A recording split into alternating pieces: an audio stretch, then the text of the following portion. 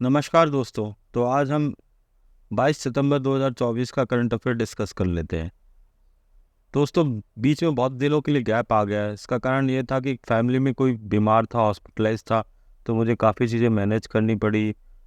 Hospital में रात को रुकना भी पड़ा कई बार, तो इस वजह से बहुत कुछ डिस्टर्ब हो गया।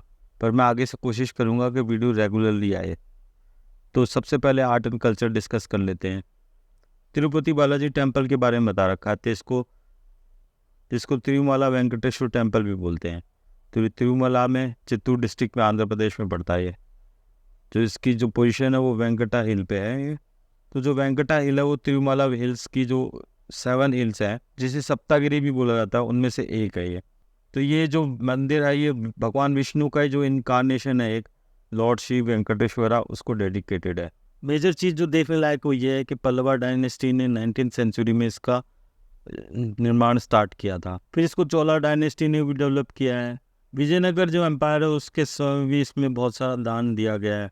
फेमस जो संत है रामानुजा, उन्होंने इस टेम्पल के रिवाइवल में है ना बहुत की रोल अदा किया है। ये द्रविडियन आर्किटेक्चर में बना हुआ है। आपको पता ही होगा कि मतलब किस तरह से तीन शैलियाँ जो मानी जाती है इंडिया में। नॉर्थ में जो नागर शैली है, दक्षिण में जो द्रविडियन शैली है, और जो बीच में है ना दोनों का मिक्सअप मिलता है, जिसे वैशाला शैली भी बोला जाता है। आगे वर्ल्ड ज्योग्राफी पढ़ लेते हैं। फॉकलैंड आइलैंड के बारे में बता रखा है, जिसको मालविनास आइलैंड भी बोला जाता है। तो ये साउथ अटलांटिक ओशन में पड़ती है और यूके की ये ओवरसी टेरिटरी है ये। और दो जो आइलैंड है उनका ग्रुप है ये। आगे गवर्नमेंट स्कीम्स के बारे में पढ़ लेते हैं कि ICGA cancer multi omics data portal बनाया गया है। तो इसमें क्या होगा, इसका पर्पज़ ये है कि ओपन एक्सेस प्रोवाइड करेगा इंडियन कैंसर पेशेंट्स के लिए ना, कि उनके डेटा को ना आप कोरिलेट कर सकते हो। तो इससे क्या होगा कि कैंसर रिसर्च में, ट्रीटमेंट में ना मदद मिलेगी। कि जैसे मान लो कि कहीं एक पेशेंट है तो उससे रिलेटेड जो डेटा है वो उस पर अपलोड रहेगा, तो उसको देख के ना दूसरे जो डॉक्टर हैं, दूसरे इंस्टीट्यूट्स के जो डॉक्टर हैं, वो फिर केस स्टडी कर सकते हैं कि भाई वहाँ कौन से मेडिसिन दी गई, किस तरह का इलाज किया गया, जिससे वो उसको पेशेंट्स को ना फ़ायदा हुआ, पेशेंट जल्दी ठीक हुआ, है ना। तो ये एक तरह का पोर्टल है। अब इसको लॉन्च किसने किया है कि इसको ना Indian cancer genome Atlas foundation ने लॉन्च किया है। तो ये इंडिया का पहला first comprehensive cancer multi omics data portal है ये। आगे ये ना इंडियन कैंसर जीनोम एटलस के बारे में बता रखा है कि इसका जो नेशनल इनिशिएटिव है, एक तरह का जिसमें फोकस किया गया है कि ना अक्रॉस द इंडिया ना कैंसर्स की मैपिंग की गई है। तो इसका आगे ऑर्गेनाइजेशन स्ट्रक्चर बता रखा है कि ना ICJ फाउंडेशन के द्वारा ये ऑपरेट किया जाता है। नॉन प्रॉफिट एंटिटी है ये, और प्राइवेट पब्लिक फिलॉन्थ्रोपिक पार्टनरशिप के थ्रू ये चलती है। आगे इंटरनेशनल ऑर्गेनाइजेशंस के बारे में पढ़ लेते हैं। क्वाड ग्रुप के बारे में बता रखा है। क्वाड ग्रुप का पूरा नाम क्वाड्रिलेटरल सिक्योरिटी डायलॉग है। इसके members India, Australia, United state और जापान है। तो इसका मेन पर्पज़ यही है कि जो रूल ऑफ लॉ के बेस पे ना इंडो पैसिफिक रीजन को फ्री और ओपन रखना है। वो कह रहा है कि जो इंडो पैसिफिक रीजन है ना, उसमें चाइना अपना डोमिनेंस बनाता जा रहा है। वो अपनी मनमानी करता है, जैसे चाहे लोगों को धमकाता है ना। दूसरे कंट्रीज को ना फ्री मूवमेंट के उनके को भी रोकने की कोशिश करता है। तो उसको बैलेंस करने के लिए एक तरह का ग्रुप बनाया गया है। तो इसके ऑब्जेक्टिव क्या है कि एक तो मैरीटाइम सिक्योरिटी प्रोवाइड कराना, कि फ्री नेविगेशन हो सके इंडो पैसिफिक रीजन में। क्लाइमेट चेंज के ऊपर भी एड्रेस करता है ये। इकोनॉमिक इन्वेस्टमेंट के लिए भी है ना, ये रीजनल इन्वेस्टमेंट्स को प्रमोट करता है, इस तरह का इकोसिस्टम बनाने की कोशिश करता है। और टेक्नोलॉजिकल इनोवेशन के फील्ड में भी ये काम करता है। तो ये सब चीज़ें तो नहीं इतना पूछी जा सकती हैं। आजकल इवेंट वगैरह पे भी चीज़ें पूछी जाती हैं, जैसे कि 2007 में शिंजो अबे जो उस समय के प्राइम मिनिस्टर थे जापान के, इसने है ना इस अलायंस को फॉर्मलाइज किया।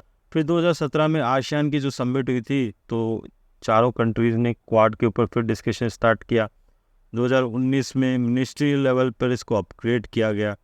मार्च 2021 में फर्स्ट एवर क्वाड लीडर्स की समिट हुई थी, वर्चुअल समिट थी, जिसको US ने होस्ट किया था, क्योंकि उस समय कोविड चल रहा था। तो वर्चुअल समिट हुई थी, है ना।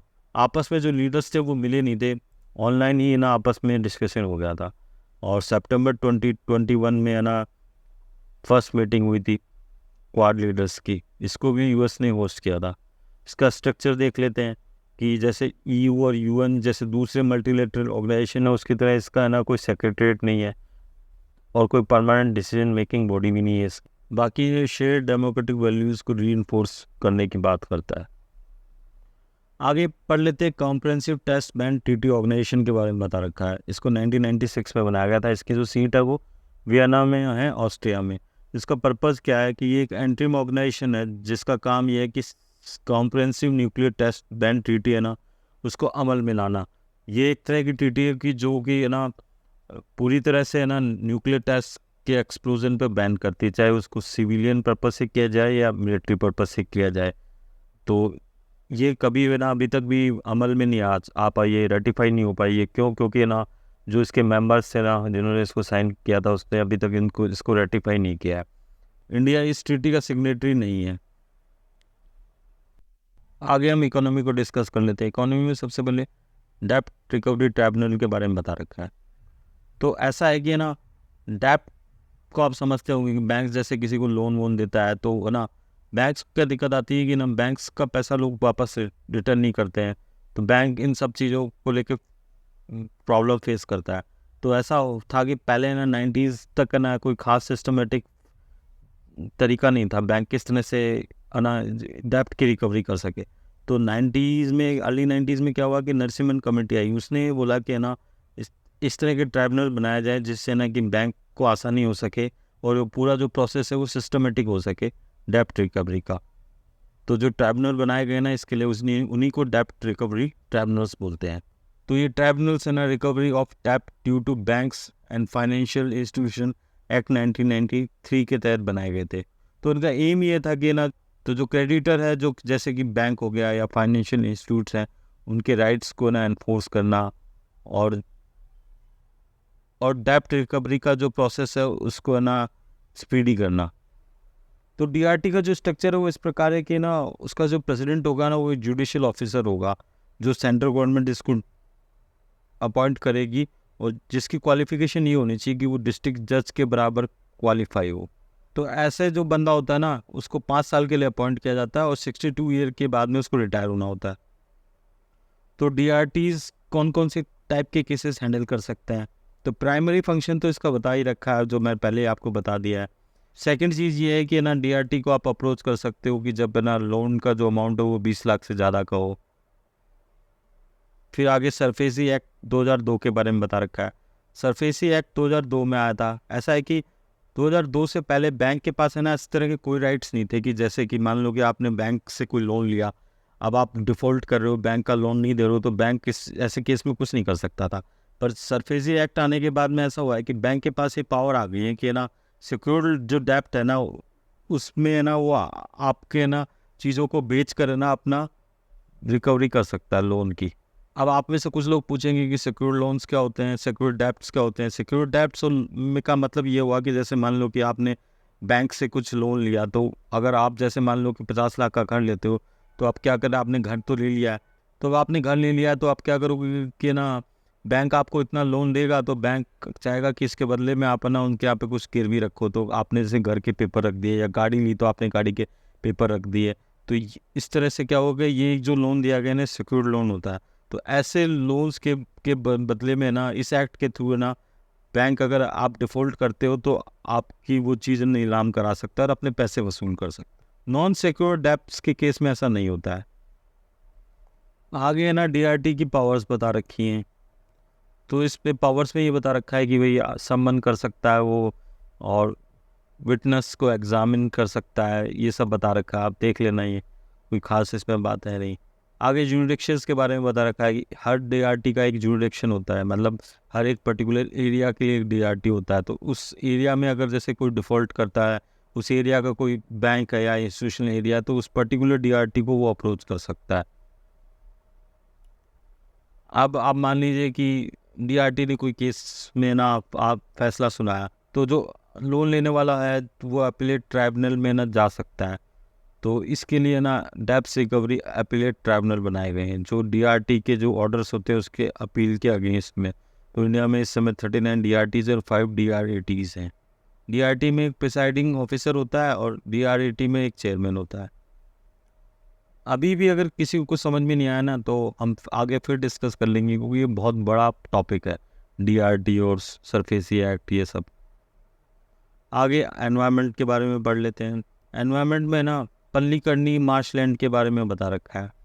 तो इसकी लोकेशन तमिलनाडु में है। ये सैलाइन वेटलैंड है, रामसर साइड भी ये, यहाँ पे ये बर्ड देखने को मिल सकते हैं। कई बार बर्ड्स के नाम पूछ लेती है कि भाई कौन कौन से ये बर्ड्स हैं, स्पीसीज या रेप्टाइल हैं, दिमाग में नहीं आता उस समय, इसलिए डाल दिया। वैसे कोई खास बात है नहीं इसमें।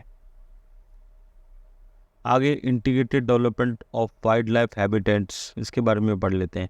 ये सेंट्रली स्पॉन्सर्ड अम्ब्रेला स्कीम है जिसको मिनिस्ट्री ऑफ एनवायरनमेंट ने लॉन्च किया था। तो इसका काम ये है कि ना वाइल्ड लाइफ हैबिटेट्स को इंडिया में प्रोटेक्ट करना, उनको डेवलप करना। तो ये कौन कौन से प्रोटेक्टेड एरियाज़ को सपोर्ट करती है? नेशनल पार्क्स हो गए, वाइल्ड लाइफ सेंचुरीज हो, कंजर्वेशन रिजर्व्स हो गए और कम्युनिटी रिजर्व्स हो गए, इनको है ना प्रोटेक्ट करती है। इसके अलावा प्रोटेक्टेड एरियाज़ के बाहर भी जो वाइल्ड लाइफ है उसको प्रोटेक्ट करने का भी काम करती है। इसके अलावा इसमें बहुत सारे रिकवरी प्रोग्राम भी इंक्लूडेड हैं जिसका फोकस है कि क्रिटिकली एंडेंजर्ड स्पीसीज़ को ना सेव किया जाए, उनके हैबिटेट्स को सेव किया जाए। आगे देख लेते हैं इसके अंडर सब स्कीम्स कौन कौन सी है। तो एक तो प्रोजेक्ट टाइगर है जो 1973 में स्टार्ट किया गया था, इसी के अंडर प्रोजेक्ट चीता भी आता है।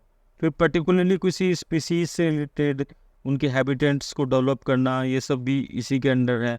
जैसे कि प्रोजेक्ट डॉल्फिन हो गया, प्रोजेक्ट लॉयन हो गया, प्रोजेक्ट एलिफेंट भी है ना इसी के अंडर है, जिसका एम ये है कि एलिफेंट्स को प्रोटेक्ट करना है, कॉरिडोर्स को प्रोटेक्ट करना है, ह्यूमन एनिमल कॉन्फ्लिक्ट को एड्रेस करना है, ये सब है इसके अंदर। प्रोजेक्ट एलिफेंट को 1992 में स्टार्ट किया गया था। तो रिसेंट डेवलपमेंट में यही हुआ है कि प्रोजेक्ट टाइगर और प्रोजेक्ट एलिफेंट को मर्ज कर दिया गया। अब इस मर्ज प्रोजेक्ट का नाम प्रोजेक्ट टाइगर एंड एलिफेंट होगा। आगे स्पीसीज़ के बारे में पढ़ लेते हैं। एमओ के बारे में बता रखा है। एमओ आपने देखा होगा कहीं ना कहीं चिड़ियाघर में या कहीं पे इस तरह का दिखता है ना। तो ये है ना फ्लैटलेस बर्ड्स के ग्रुप को बिलोंग करता है। तो फ्लैटलेस बर्ड्स का जो ग्रुप है उसको रेटाइट्स बोला जाता है। ये ना धरती पे जितने भी पक्षी हैं उनमें सेकंड लार्जेस्ट है। सबसे बड़ा तो ऑस्ट्रिच होता है और सेकंड लार्जेस्ट ये है। इसमें एडल्ट फीमेल होती है वो जो लार्जर होती है मेल के मुकाबले में, और हैवियर भी होती है। और जो ये मिलता है ये ऑस्ट्रेलिया में ही मिलता है, ये देखने वाली बात है सबसे ज़्यादा। तो ये कोस्टल रीजन से लेके सब जगह मिलता है, वहाँ पे कोई खास बात है नहीं इसमें। आगे साइंस एंड टेक के बारे में पढ़ लेते हैं। इंफ्रा साउंड के बारे में बता रखा है। तो इंफ्रा साउंड को आप इस तरह से समझ सकते हो कि, तो ऐसा है कि ना साउंड रेंज को है ना इस तरह से डिवाइड किया जा सकता है कि कुछ तो होती है ना जो ह्यूमन को ऑडिबल होती है, वो होती है 20 से 20,000 हर्ट्ज तक की, है ना। और 20,000 से ऊपर जो होती है उसको अल्ट्रासाउंड बोला जाता है। वे 20 हर्ट्ज से नीचे की होती है ना उनको इंफ्रासाउंड्स बोला जाता है। तो इनको डिटेक्ट किया कैसे किया जाता है? इनको माइक्रो बैरोमीटर्स के थ्रू डिटेक्ट किया जाता है कि जो इंफ्रासाउंड की वजह से एटमॉस्फेरिक प्रेशर में जो चेंजेस आता है ना उसको माइक्रो बैरोमीटर से ना डिटेक्ट कर लेते हैं। तो इससे डिटेक्ट होता है कि इंफ्रासाउंड की प्रेजेंस है वहाँ पर, क्योंकि हम तो कानों से सुन नहीं सकते इस तरह की आवाज़ों को। तो इसके लिए स्पेशल इंस्ट्रूमेंट्स की ज़रूरत होती है। सोर्सेज देख लेते हैं। ये कई बार जनरल साइंस में इस तरह की चीज़ें आ जाती हैं। अर्थक्वेक्स, वोल्केनिक करप्शन और ओशन वेव्स के थ्रू जनरेट हो सकती है। नॉन नेचुरल भी जैसे माइनिंग एक्टिविटी हो गई, केमिकल और न्यूक्लियर एक्सप्लोजन हो गया। तो बेसिकली ऊपर जैसे हमने पढ़ा था ना कि CTBT वो जिसका काम है कि न्यूक्लियर एक्सप्लोजन्स को रोकना, तो वो इस टेक्निक का यूज़ करता है कि ना कहीं न्यूक्लियर टेस्ट होता है ना तो उसको डिटेक्ट कर लिया जाता है, क्योंकि न्यूक्लियर टेस्ट के थ्रू जो वेव्स निकलती है ना वो इंफ्रासाउंड वेव्स होती हैं। तो उसको डिटेक्ट करके पता लगा लिया जाता है कि किसी कंट्री ने न्यूक्लियर एक्सप्लोजन किया है कि नहीं किया है। तो जो ये ऑर्गेनाइजेशन है ना वो मॉनिटर करने का काम करता है इसके थ्रू न्यूक्लियर एक्सप्लोजन्स को। इसके अलावा वाइल्ड लाइफ में भी इसका यूज़ होता है कि एनिमल्स के मूवमेंट को, उनके बिहेवियर को ट्रैक करने के लिए ये यूज़ होती है। इसके अलावा जो बिल्डिंग्स होती है या अदर इंफ्रास्ट्रक्चर्स होते हैं ना उनकी हेल्थ की मॉनिटरिंग के लिए भी, कि मतलब वो किस पोजीशन में है, उसके लिए भी इसका यूज़ किया जाता है। तो ये था आज का डिस्कशन। मैं आपको फिर बार बार यही कह रहा हूँ कि आप है ना एंशियंट हिस्ट्री के लिए उपिंदर सिंह पढ़ के जाइए। तो दोस्तों कल मिलते हैं।